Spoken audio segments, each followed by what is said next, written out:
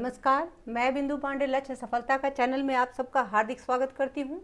आज हम सब अव्यय पदों को पढ़ेंगे, उन अव्यय पदों को जो हर परीक्षा में पूछे जाते हैं।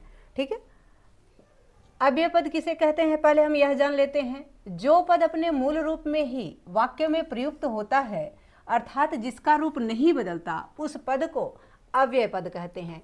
यानी जिस पद का रूप नहीं बदलता है, जिसमें कोई विभक्ति नहीं लगती है, जिसमें कोई कारक नहीं लगता है, वही अव्यय पद होता है। यहाँ कुछ अव्यय पद दिए गए हैं तथा उनके अर्थ दिए गए हैं, इसको भी हम जान लेते हैं। जैसे इदानीम, इदानीम का अर्थ होता है अब। अधुना, अधुना का अर्थ भी होता है अब। तदा, तदा का अर्थ होता है तब। कदा, कदा का अर्थ होता है कब। यदा, यदा का अर्थ होता है जब। सदा, सदा का अर्थ होता है हमेशा। इसी प्रकार सदैव का अर्थ होता है हमेशा। अत्र का अर्थ होता है यहाँ। तत्र का अर्थ होता है वहाँ। यत्र का अर्थ होता है जहाँ। कुत्र का अर्थ होता है कहाँ।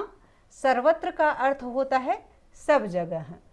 तू का अर्थ होता है तो। च का अर्थ होता है और। न का अर्थ होता है नहीं। इसी प्रकार अपि का अर्थ होता है भी। एव का अर्थ होता है ही। अद्य का अर्थ होता है आज। स्वः का अर्थ होता है आने वाला कल, और ह्यः का अर्थ होता है बीता हुआ कल। यानी ह्यः का अर्थ होता है स्टरडे और स्वः का अर्थ होता है टुमारो। बिना का अर्थ होता है बिना, यानी किसी चीज के बिना। ऊपरी, ऊपरी का अर्थ होता है ऊपर। अधः, अधः का अर्थ होता है नीचे। यावत, यावत का अर्थ होता है जब तक। तावत, तावत का अर्थ होता है तब तक। वही, वही का अर्थ होता है बाहर। यथा का अर्थ होता है जैसे। तथा का अर्थ होता है वैसे। कथम का अर्थ होता है कैसे। किमर्थम का अर्थ होता है क्यों या किस लिए। अद्यत्वे का अर्थ होता है आजकल। स्नेह का अर्थ होता है धीरे। यदि स्नेह दो बार हो, स्नेह स्नेह, तो उसका अर्थ होता है धीरे धीरे। नीचेह का अर्थ होता है नीचे। नाना का अर्थ होता है अनेक, यानी विभिन्न। पुरा का अर्थ होता है पहले। नूनम का अर्थ होता है निश्चित रूप से। संप्रति का अर्थ होता है अब। अधुना का अर्थ होता है अब, यानी संप्रति और अधुना दोनों का अर्थ अब होता है।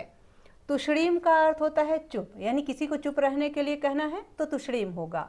कदाचित का अर्थ होता है कभी। उच्चैः का अर्थ होता है जोर से, यानी ऊंची आवाज में। माँ का अर्थ होता है नहीं।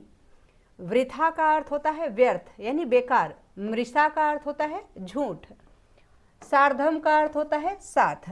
सह का अर्थ होता है साथ। साकम का अर्थ होता है साथ, यानी सह, साकम एवं सार्धम, इन तीनों का अर्थ होता है साथ। ठीक है, आशा है कि आप सबको अव्यय पद बहुत अच्छे से समझ में आ गए होंगे।